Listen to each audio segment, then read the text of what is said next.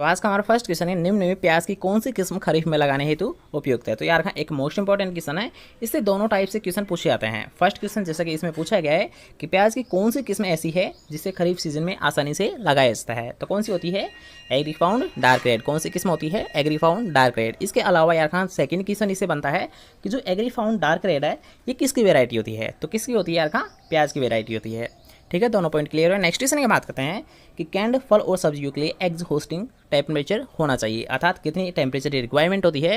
तो यार अगर बात की जाए फल और सब्जियों की ब्लांचिंग क्रिया की या फिर बात की जाए कैंड के लिए, तो दोनों के लिए यार टेम्परेचर कितना रिक्वायरमेंट होता है? 80 से 82 डिग्री सेंटीग्रेड तापमान। ठीक है, ब्लांचिंग के लिए अगर पूछता है या फिर पूछता है कैंड के लिए, तो दोनों के लिए 80 से 82 डिग्री सेंटीग्रेड तापमान की आवश्यकता होती है। ठीक है, नेक्स्ट क्वेश्चन बात करते हैं कि वानस्पतिक रूप से अनानास के फल प्रकार, याद रखें फ्रूट टाइप क्या होता है अनानास का? तो होता है सोरोसिस। याद रखें ये भी एक वेरी वेरी इंपॉर्टेंट क्वेश्चन है, कई बार आपसे एग्जाम में पूछा गया है, तो इसका भी आपको विशेष ध्यान रखना है। ठीक है, नेक्स्ट क्वेश्चन बात करते हैं कि सब्जियों की ग्रीन हाउस खेती का मुख्य उद्देश्य क्या होता है। सबसे पहले यार कि अगर बात की जाए ग्रीन हाउस होता क्या है, तो ग्रीन हाउस एक पद्धति होती है जिसमें यार ऑफ सीजन में, ठीक है, मान लीजिए ये सीजन मान लीजिए कि भिंडी का नहीं है और हमको भिंडी को ग्रो करना है, तो उसके लिए यार ग्रीन हाउस पद्धति का प्रयोग करेंगे, क्योंकि ये क्या होता है एक चार दीवारी टाइप में होता है। इसमें क्या करते हैं हम नियंत्रित जो क्लाइमेट तैयार करते हैं जिसके अकॉर्डिंग यार किसी भी फल या सब्जी को आसानी से ग्रो किया जाता है। ठीक है, अब यहाँ पूछा गया इसका मुख्य उद्देश्य क्या होता है। जैसा कि हमने अभी बताया कि बेमौसम खेती करना, अर्थात इसका सेकंड ऑप्शन ही राइट आंसर माना जाएगा। ग्रीन हाउस का मुख्य उद्देश्य होता है बेमौसम उत्पादन करना, जिसे यार फोर्स फार्मिंग बोला जाता है। किस नाम से भी जाना जाता है? फोर्स फार्मिंग के नाम से भी जाना जाता है। ठीक है, नेक्स्ट क्वेश्चन में बात करते हैं कि लोहे का प्रचुरतम स्रोत किसे माना जाता है। तो सबसे याद रखना कि अगर आपसे पूछा जाता है लोहा, तो सबसे ज़्यादा पाया जाता है लोहा करौंदा में, लेकिन यहाँ पर आपको करौंदा ऑप्शन में नहीं देखने को मिल रहा है, तब यहाँ पर आपका राइट आंसर किसे माना जाएगा? पालक को माना जाएगा। ठीक है, अगर आपको ऑप्शन में करौंदा देखने को मिलता तब आपका राइट आंसर माना जाता करौंदा, क्योंकि सबसे अच्छा स्रोत माना जाता है लोहे का करौंदा। लेकिन जब ऑप्शन में नहीं देखने को मिल रहा है तब आपका राइट आंसर माना जाएगा स्पाइनिश या पालक को। ठीक है, नेक्स्ट क्वेश्चन में बात करते हैं पपीते में प्रचुर मात्रा में पाए जाने वाले विटामिन कौन सा है। तो सबसे पहले यार आम हुआ या पपीता हुआ, आम हुआ या हुआ पपीता, ये दोनों क्या होते हैं? येलो कलर के फ्रूट होते हैं। क्या होते हैं? येलो कलर के फ्रूट होते हैं। और जैसा कि हमने पिछले वीडियो में डिस्कस किया था कि जितने भी जो येलो कलर अर्थात पीले कलर की जितने भी फ्रूट एंड सब्जियां होती है उनमें क्या होता है? विटामिन ए कंटेंट सबसे ज़्यादा पाया जाता है। अर्थात यार जो पपीता है इसमें प्रचुर मात्रा में कौन सा विटामिन पाया जाता है? Vitamin a content. ठीक है, नेक्स्ट क्वेश्चन बात करते हैं जेली बनाने के लिए एक आदर्श फल में क्या होना आवश्यक होता है। अर्थात ये तो आपको पता होगा कि जो जेली होती है तो इसके लिए पेक्टिन की मात्रा सर्वाधिक महत्वपूर्ण होती है। सबसे जो महत्वपूर्ण कंटेंट होता है वो कौन सा होता है? जेली होता है। लेकिन यार कि जेली के साथ साथ अम्ल होना भी आवश्यक है। ऐसा कौन सा फ्रूट है यार कि जेली के साथ साथ अम्ल भी इसमें होना चाहिए। ये दोनों ही इसके मुख्य कंपोनेंट माने जाते हैं। और अगर बात की जाए यार जेली सबसे बेस्ट किसकी बनती है, तो ये बनती है अमरूद की। ठीक है, आपका राइट आंसर कौन सा माना जाएगा? पेक्टिन प्लस अम्ल। यार जेली बनाने के लिए एक आदर्श फल में पेक्टिन और अम्ल का होना आवश्यक माना जाता है। ठीक है, नेक्स्ट क्वेश्चन बात करते हैं केले की सेल्फ लाइफ बढ़ाने हेतु संग्रहण का उचित टेम्परेचर कितना रखा जाता है। यार इसकी सेल्फ लाइफ अगर इंक्रीज करनी है तो इसके लिए जो टेम्परेचर रिक्वायरमेंट होता है वो कितना होता है? 12 से 15 डिग्री सेंटीग्रेड तापमान। ठीक है, नेक्स्ट क्वेश्चन की बात कर लेते हैं कि अगर आपसे पूछा जाता है कि निम्नलिखित में से कौन सा कथन सत्य है। ठीक है, आपको ट्रू जो कथन है उसे आपको बताना है। तो यहाँ पर आपको ऑप्शन दे रखा है, अर्थात यार ये पॉइंट है आपका कि फल और सब्जियों का नियंत्रित वायुमंडलीय संग्रहण किसको इंक्रीज करता है। ठीक है, ऑप्शंस पहले आप देख लीजिए कि सामान्य वायुमंडल की तुलना में CO2 की अधिक सांद्रता बनाए रखता है, या फिर बनाए रखता है ऑक्सीजन की अधिक सांद्रता, या फिर बनाए रखता है नाइट्रोजन की अधिक सांद्रता। तो यार अगर बात की जाए जैसे कि नियंत्रित वायुमंडल, जैसे कि हमने अभी सोल्व किया था कि अगर बात की जाए यार ग्रीन हाउस पद्धति की, तो इसमें क्या किया जाता है? नियंत्रित वायुमंडल पैदा किया जाता है। ठीक है, उसी के अकॉर्डिंग यहाँ पर क्वेश्चन पूछा जा रहा है कि फल और सब्जियों का नियंत्रित वायुमंडलीय संग्रहण क्या बढ़ाता है। तो यार ये बढ़ाता है CO2 की अधिक सांद्रता बनाए रखता है। क्या करता है? CO2 की अधिक सांद्रता को बनाए रखता है। ठीक है, नेक्स्ट क्वेश्चन बात कर लेते हैं कि भारत में कौन से फल का उत्पादन सबसे अधिक होता है। अब यार कि कभी भी अगर आपसे पूछा जाता है भारत में कौन से फल का सबसे ज़्यादा उत्पादन लिया जाता है। ठीक है, कभी भी अगर आपसे पूछा जाता है उत्पादन के बारे में, तो सबसे ज़्यादा जो उत्पादन लिया जाता है ये लिया जाता है केले का। लेकिन अगर आपसे यहाँ पर ये क्वेश्चन पूछा जाता कि जो भारत है तो इसमें सबसे ज़्यादा क्षेत्रफल पर, ठीक है, अगर भी ज़्यादा बात की जाए क्षेत्रफल पर किस फ्रूट को सबसे ज़्यादा ग्रो किया जाता है, तो क्षेत्रफल में सर्वाधिक है आम। लेकिन अगर बात की जाए उत्पादन की, तो सबसे ज़्यादा उत्पादन लिया जाता है केले का। ठीक है, दोनों पॉइंट क्लियर हुए, दोनों को याद रखना, कई बार आपसे एग्जाम में पूछे गए हैं। नेक्स्ट क्वेश्चन है, उससे पहले अगर आपको वीडियो पसंद आ रहा है तो आपको ना वीडियो को एक लाइक, और चैनल को अभी तक सब्सक्राइब नहीं किया है तो चैनल को लीजिए सब्सक्राइब, और पास के बेल आइकन जरूर दबा देना, जिससे जब भी हमारे कोई नई वीडियो अपलोड की जाए तो वो सबसे पहले आपको प्राप्त हो।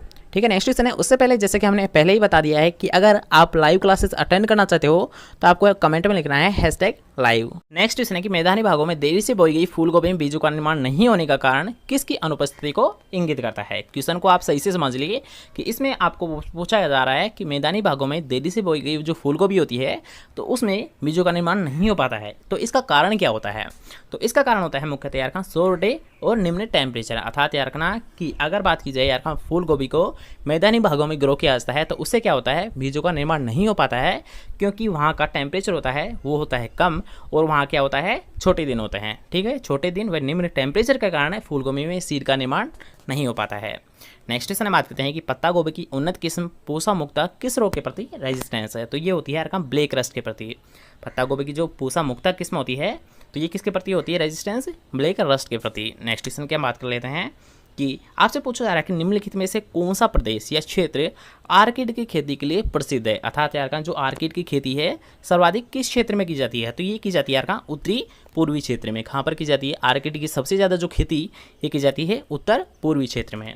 क्वेश्चन है कि निम्नलिखित जोड़ों में से कौन सा एक सही सम्मिलित नहीं है। अर्थात आपको गलत जोड़े को पहचानना है, तो यहाँ पर थोड़ा सा मिस्टेक है क्वेश्चन में। तो यार अगर बात की जाए आम के प्रोपेगेशन मेथड की तो इसके लिए सबसे ज़्यादा प्रयोग किया जाता है विनियर ग्राफ्टिंग का। लेकिन अगर बात की जाए यार स्ट्रॉबेरी की तो स्ट्रॉबेरी में जो सबसे ज़्यादा अप्लाई किया जाता है प्रोपेगेशन मेथड वो लिया जाता है रनर्स को।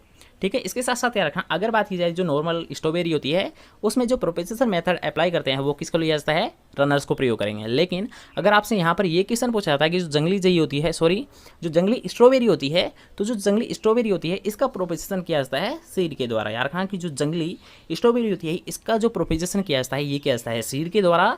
लेकिन जो नॉर्मल स्ट्रॉबेरी होती है उसका प्रोपेगेशन किसके द्वारा किया जाता है, रनर्स के द्वारा। ठीक है, क्वेश्चन क्लियर हुआ। नेक्स्ट क्वेश्चन बात कर लेते हैं, आम के बगीचे में कौन सा फल पूरक पौधे के रूप में सबसे ज़्यादा उपयुक्त है। अर्थात सबसे पहले तो आपको ये याद रखना है कि जो पूरक पौधा है, याद रखना पूरक पौधे के रूप में मुख्यतः 2 ही फलों को लिया जाता है, और वो कौन कौन से होते हैं यार पपीता और केला। यार केला और पपीता ऐसे ही 2 यार ऐसे फल वृक्ष है जिनको सबसे ज़्यादा अप्लाई किया जाता है पूरक पौधे के रूप में। अब ये पूरक पौधा होता क्या है, आपको पता होगा कि जो क्विंकस मेथड होता है, ठीक है, प्लांटिंग सिस्टम का जो क्विंकस अर्थात यार पंचभुजाकार जो सिस्टम होता है उसी में यार जो मध्य में एक फ्रूट लगाया जाता है। अर्थात यार जो पंचभुजाकार विधि होती है उसमें जो मध्य में जो पौधा लगाया जाता है उसी यार पूरक पौधे के नाम से जाना जाता है। और इस पूरक पौधे के रूप में मुख्यतः यार 2 फल वृक्ष को ग्रो किया जाता है, और वो कौन कौन से होते हैं, केला और पपीता होता है। ठीक है, नेक्स्ट क्वेश्चन बात कर लेते हैं कि सामान्यतः कलिकान अर्थात बडिंग कब किया जाता है। तो यार बडिंग कब की जानी चाहिए, मुख्यतः पौधे में रस का अच्छा भाव हो। यार जब पौधे में रस का या फिर जो सेफ का अच्छा भाव होता है तभी मुख्यतः बडिंग की जाती है। नेक्स्ट क्वेश्चन बात करते हैं जो कि यार एक मोस्ट इंपॉर्टेंट क्वेश्चन है कि अगर आपसे पूछा जाता है कि वर्गाकार पद्धति की तुलना में जो षटभुजाकार पद्धति होती है तो इसमें कितने प्रतिशत, यार प्रतिशत का रेशियो पूछा गया है कि कितने प्रतिशत अधिक पौधे लगाए जाते हैं। तो यार 15%। कितने अधिक पौधे लगाए जाते हैं, 15% अधिक पौधे लगाए जाते हैं षटभुजाकार पद्धति में वर्गाकार पद्धति की अपेक्षा। ठीक है, नेक्स्ट क्वेश्चन बात करते हैं कि किन्नो-मेंडेर को किसके द्वारा डेवलप किया गया था।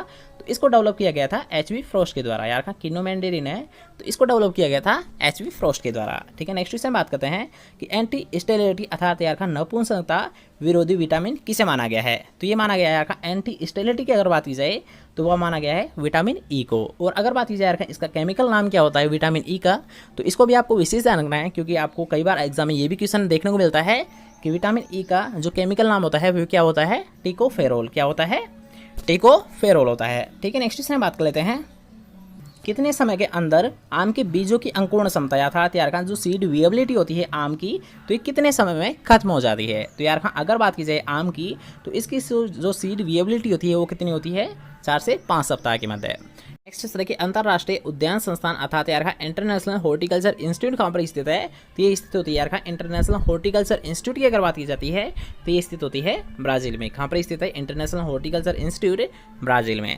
ठीक है, नेक्स्ट से बात कर लेते हैं कि अगर आपसे पूछाता है कि विश्व में सब्जियों के उत्पादन में प्रथम स्थान रखने वाला देश कौन सा है। अर्थात यार खां फल और सब्जियों के जो प्रथम स्थान पर रखा जाता है वो है चीन। अर्थात यार खां फल और सब्जियों का सबसे ज़्यादा उत्पादन कहाँ पर लिया जाता है, चीन में लिया जाता है। और अगर बात की जाए यार खां भारत की, तो फल और सब्जियों के उत्पादन में भारत का सेकेंड स्थान है। ठीक, नेक्स्ट क्वेश्चन है कि सिस्टेमिक पोमोलॉजी का जनक किसे माना जाता है। तो यार खां फादर ऑफ सिस्टेमिक पोमोलॉजी किसे बोला जाता है, डी कैंडोल को बोला जाता है। ठीक है, नेक्स्ट क्वेश्चन बात कर लेते हैं कि नेशनल हॉर्टिकल्चर बोर्ड की स्थापना किस वर्ष में की गई थी। तो सबसे पहले यार खां की जो नेशनल हॉर्टिकल्चर बोर्ड है ये कहाँ पर स्थित है, तो ये स्थित है यार खां गुड़गांव, और गुड़गांव कहाँ पर स्थित है, हरियाणा में। यार खां नेशनल हॉर्टिकल्चर बोर्ड कहाँ पर स्थित है, गुड़गांव, और गुड़गांव में पड़ता है हरियाणा में। अब यहाँ पर आपसे क्वेश्चन पूछा गया कि इसकी स्थापना किस वर्ष में की गई थी।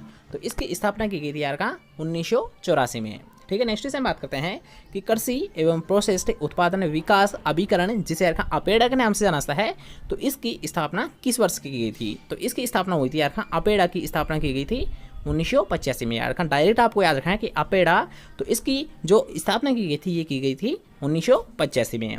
नेक्स्ट क्वेश्चन है कि कौन सा फल चीन का अलौकिक फल अर्थात यार का मिरेकल फ्रूट ऑफ चाइना किसे बोला जाता है। तो ये बोला जाता है यार का कीवी फल को। यार का मिरेकल फ्रूट ऑफ चाइना किसे बोला जाता है, कीवी फ्रूट को। ठीक है, नेक्स्ट क्वेश्चन में बात कर लेते हैं जो कि यार का एक मोस्ट इंपॉर्टेंट क्वेश्चन है, कई बार आपसे एग्जाम में पूछा गया है कि ग्रेनुलेशन। सबसे पहले यार का ग्रेनुलेशन में होता है क्या है, जो सिट्रस फैमिली यार का इसके फलों में क्या होता है, हल्के हल्के दानेनुमा संरचना बन जाती है। यार का हल्के हल्के छोटे छोटे गांठनुमा संरचना बन जाती है, उसे बोला जाता है ग्रेनुलेशन। और ये किस फल का कार्य की अर्थात यार फिजिकल डिसऑर्डर होता है, तो ये फिजिकल डिसऑर्डर होता है नींबू वर्गीय फलों का। ठीक है, नेक्स्ट से बात करते हैं कि पाइनएप्पल फल किस क्षेत्र के लिए उपयुक्त है, अर्थात यार इसकी सबसे ज़्यादा खेती किस में की जाती है, तो इसकी की जाती है उष्ण आर्द्र प्रदेश में। नेक्स्ट क्वेश्चन का बात कर लेते हैं। अब इसको थोड़ा सा ध्यान से समझना कि आपसे पूछा जाए कि निम्न में से कौन सा फल एनाकार्डियेसी कुल का है। तो सबसे पहले यार का एनाकार्डियेसी। ठीक है, तो इसका कुल होता है काजू। यार का काजू का कुल कौन सा होता है, एनाकार्डियेसी।